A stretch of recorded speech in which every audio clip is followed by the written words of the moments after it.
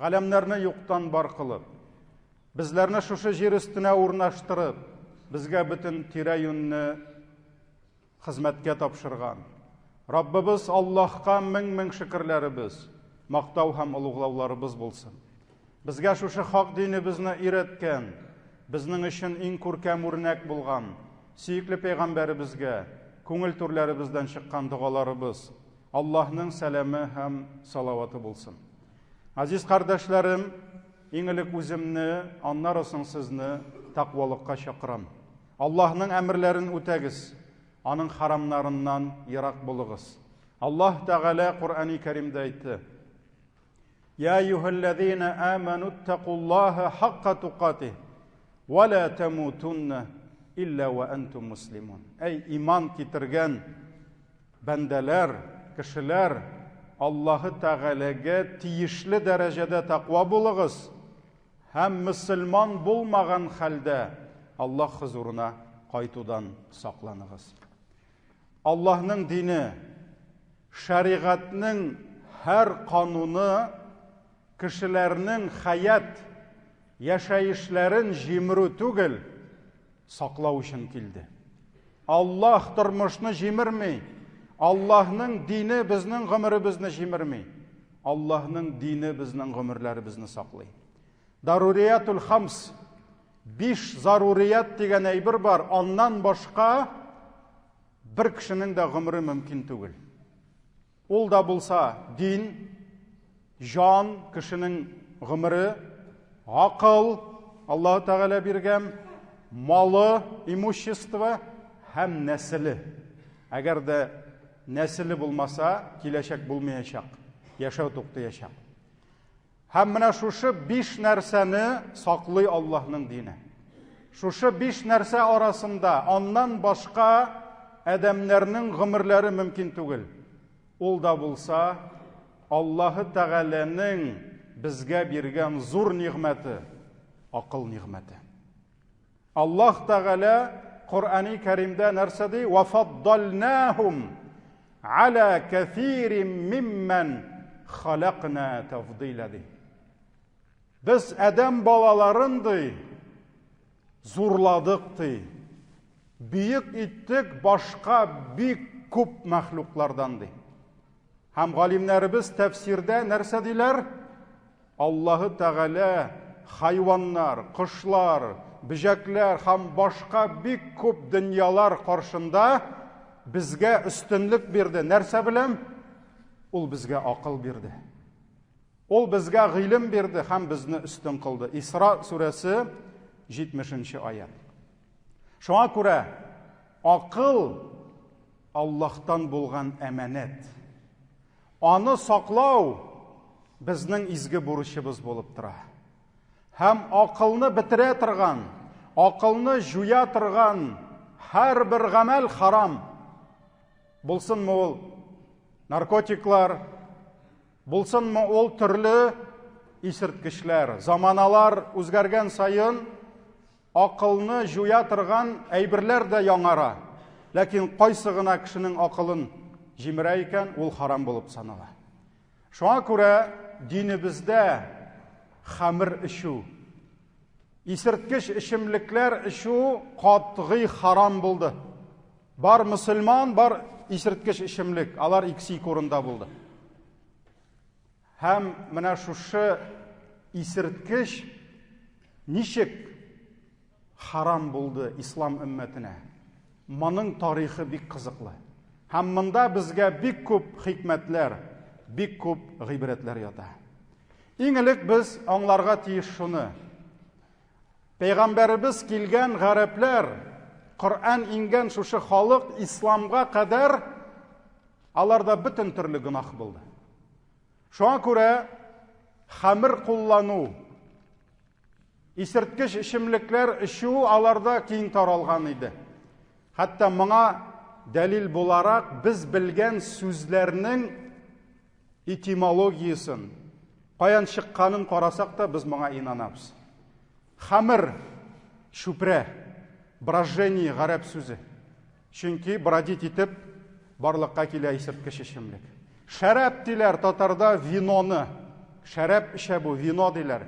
Шәрәп ішімлік деген сөз. Яшрабу, ішә, ғәрәп сөзінен алынған. Арақы, ғарақ, тир. Кішінің тирләгәндә маңғайыннан тамшы-тамшы болып тир шыға. Көмішкәні қуғанда тамшы-тамшы болып тама, ілігіліктен шуңа күрә ол ғарақ болған, тир, пот. Ол ғәрәп сөзі, ғарақ. Хатта жәмәғәт күпләр үшін бәлки яңалык булыр. Алкоголь сөзі дә ғәрәптән кірген. Кухул.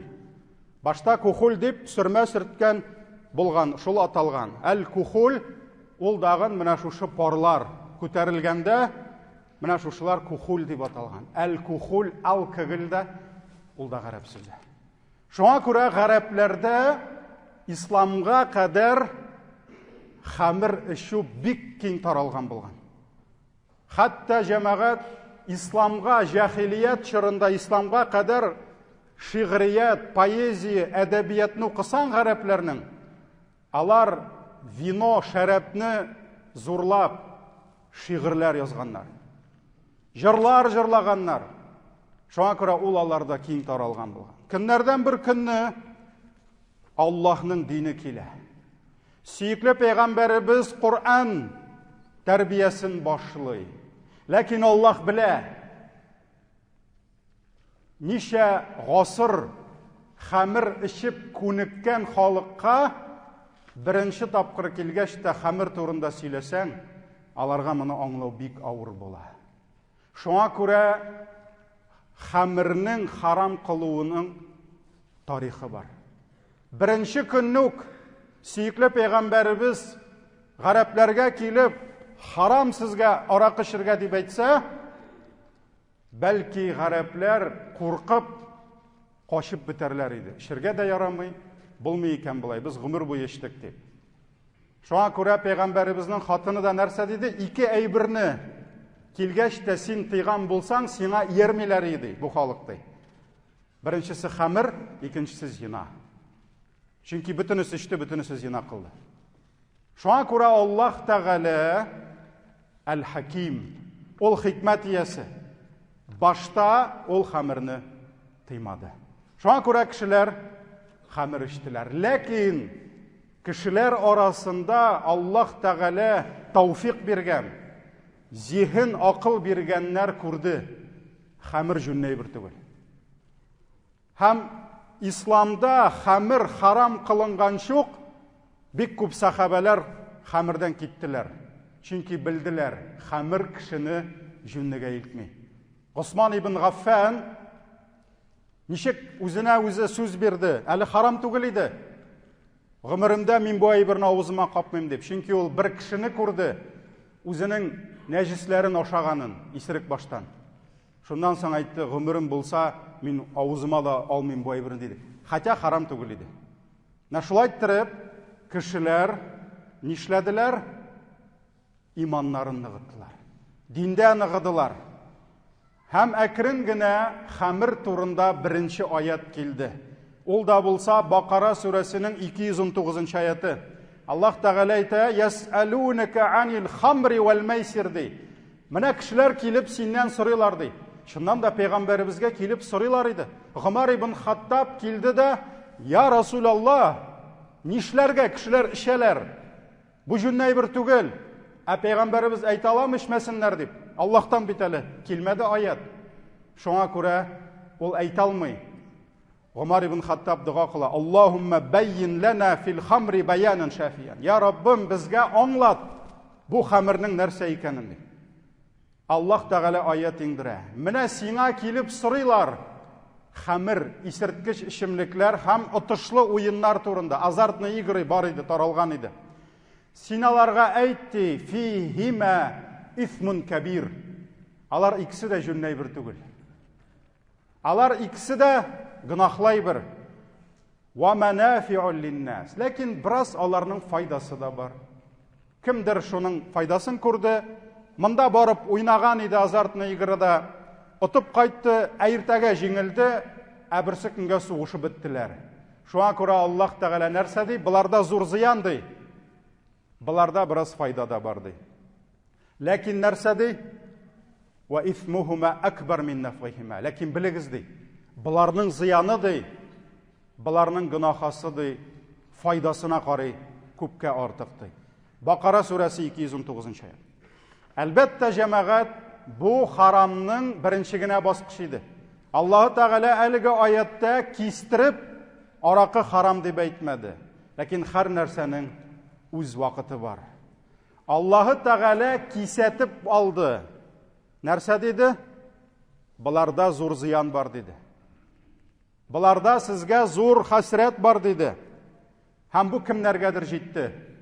Туктарга. Ләкин хәмергә күнеккән кешеләр хәмерне дәвам иттеләр. Гомәр дуга кыла һаман. Раббым, аңлат безгә ди. Еллар үтте. Атналар түгел. Еллар үтте. Мәккәдән Мәдинәгә күчтеләр. Фарыз булмаган гамәлләр фарыз булды. Намаз, уразалар фарыз булды. Аракы һаман харам түгел.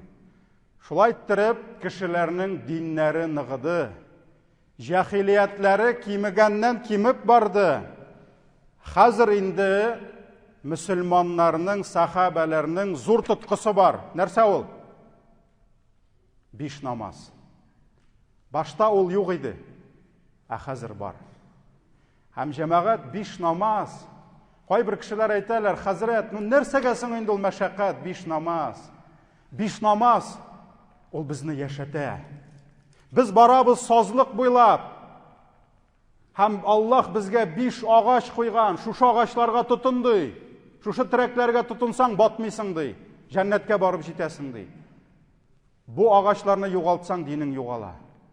Шуңа күрә 5 намаз кешене төзәтә. Аллаһ Тәгалә нишләде? Бу хәмерне харам кылуны да намаз белән бәйләде. Әйтәләр, сахабаларның берсе Кафирун сүрәсен укыганда саташты. Кул я айюхал кафирун.